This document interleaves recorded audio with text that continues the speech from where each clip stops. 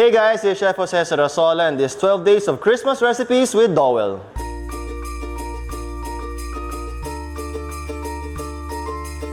Today naman gagawa tayo ng isa sa mga all-time favorite sa sobrang bagay sa rice. Ano yun? Siyempre ang gising-gising using my Dowell Induction Cooker. Okay, for our ingredients ng gising-gising, beans, garlic, oil, bagong alamang, gata, konting tubig, ground pork, bell pepper, red and green chili, sibuyas, salt and pepper. Okay, magsimula na tayo. First off, let's turn on our induction cooker. Ayan. Napakadaling gamitin talaga ng induction cooker ng Dowell. Kaya guys, kayang-kaya niyong iwan tong recipe sa mga bahay ninyo. So, first step, add our oil. And then we'll be adding our pork. Yun, no?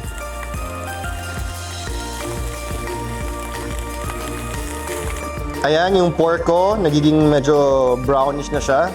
I can now add my garlic. Ayan. And then, after a few seconds, I can now add my onions. Next, we can add our bell pepper. More color, the better. Siyempre, Christmas theme tayo. So, siyempre, mas makulay, mas maganda. Then, after our bell pepper, pangpanghang naman, green and red chili. It's a good mix. Yan. Next naman, yung bagoong natin. And after a few minutes, we can now add our beans.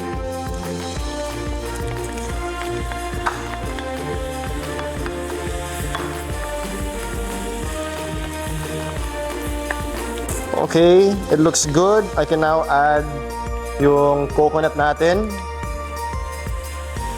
Yun, no?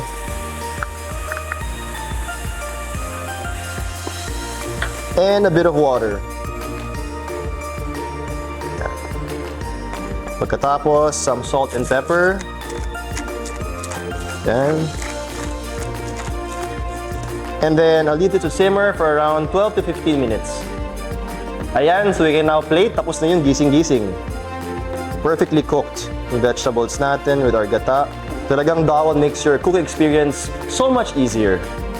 At ayan, tapos na ang gising-gising, of course, using my Dowell Induction Cooker. See you in my next video.